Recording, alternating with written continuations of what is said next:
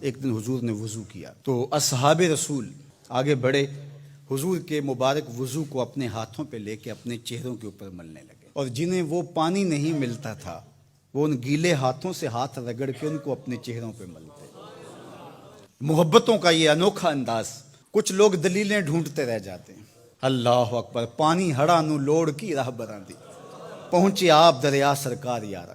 تو وہ حضور کے مبارک وضو کا پانی اپنے ابدان پہ مل رہے ہیں۔ فقال لهم النبی صلی اللہ علیہ وآلہ وسلم، تو آقا کریم علیہ الصلوۃ والسلام نے فرمایا، ما یحملکم علی ھذا، تمہیں اس بات پر کس چیز نے ابھارا کہ تم یہ کام کر رہے ہو؟ میں نے تو حکم نہیں دیا، سارے امور کا حکم نہیں دیا جاتا۔ محبت کا اپنا مزاج ہے، محبت کچھ خود سمجھتی ہے، محبت کے اپنے رنگ ہیں، کچھ چیزیں محبت کشید کرتی ہے۔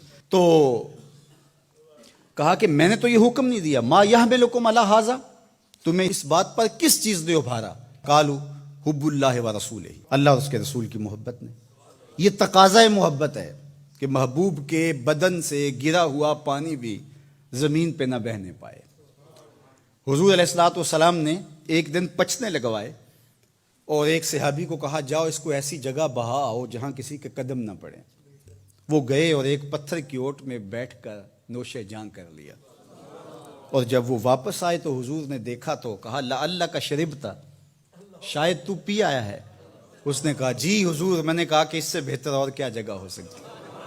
تو آقا کریم ناراض نہیں ہوئے بلکہ فرمایا، یا غلام قد حررت نفسک من النار، اے بیٹے تو نے اپنے آپ کو آتش دوزخ سے نجات دلا دی۔ تو حضور نے فرمایا، ما یحملکم علی ھذا، تمہیں اس چیز پر کس نے ابھارا ہے؟ تو انہوں نے کہا، اللہ اس کے رسول کی محبت نے۔ تو اب اللہ کے محبوب علیہ السلام نے اس کی نفی نہیں کی کہ یہ اللہ رسول کی محبت نہیں ہے، محبت کا یہ تقاضا ہے، لیکن دوسرا پہلو حضور نے یہاں واضح کر کے بیان فرمایا، اور یہ نبی کا منصب ہے۔ آقا کریم نے ارشاد فرمایا، من سرہ ان یحب اللہ ورسولہ او یحبہ اللہ ورسولہ، جو اس بات کو پسند کرتا ہے کہ وہ اللہ اور اس کے رسول سے محبت کرے اور اللہ اور اس کے رسول بھی اس سے محبت کریں، فلیصدق حدیثہ اذا حدث، اس کو 3 کام کرنے چاہیے۔ ایک، جب بھی بولے سچ بولے، ولیؤد امانتہ اذا تؤمن، اور جب اس پر لوگ اعتبار کر کے اس کے پاس اپنی امانت رکھیں تو وہ اس میں خیانت نہ کرے۔ اور تیسری بات ارشاد فرمائی، ولیحسن جوار من جاورہ، جو اس کا ہمسایہ ہو اس کے حقوق کا خیال رکھے۔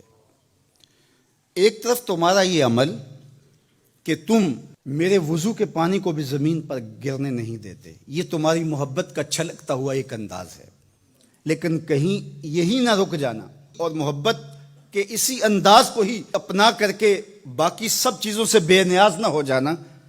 تقاضۂ محبت یہ ہے کہ تم میرے بتائے ہوئے طریقے کے مطابق بھی چلو، اور یہ کام اگر تم 3 کر لو تو پھر تم سے اللہ بھی محبت کرے گا، اس کا رسول بھی محبت کرے گا، اور تمہاری محبت جو اللہ اس کے رسول کے ساتھ ہے وہ بھی معتبر ٹھہرے گی، کہ تم صرف کچھ انداز بجا لانے سے اپنی محبت کا انداز اختیار نہیں کرتے ہو، بلکہ حضور کے لائے ہوئے دین کو بھی تم اپنی روح تک اتار کر کے اپنی محبت کے حقیقی رنگ کو پیش کر رہے ہو۔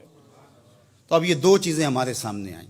کچھ لوگ تو اس طرح حضور علیہ السلام کی بات کرتے ہیں کہ سویر سے لے کر شام تک وہ حضور کی محبت، حضور کا پیار، حضور کا نام، حضور کے ساتھ عقیدت کا اظہار مثالی ہوتا ہے۔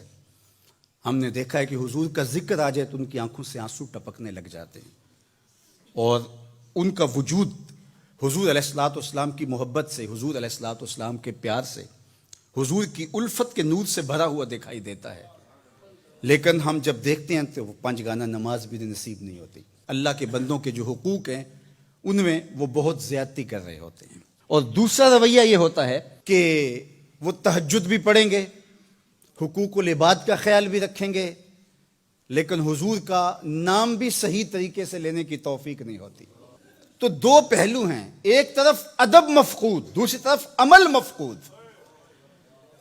حضور علیہ السلام نے کہا کہ تمہارا یہ عمل کہ تم میرے وضو کے پانی کو بھی زمین پر نہیں گرنے دیتے، اور دوسری طرف یہ کہ اگر تمہارا یہ عمل نہیں ہوگا تو پھر تمہارے اس عمل اور تمہارے اس رویے کی تحسین نہیں کی جائے گی، تو توازن کے ساتھ آگے بڑھنا چاہیے۔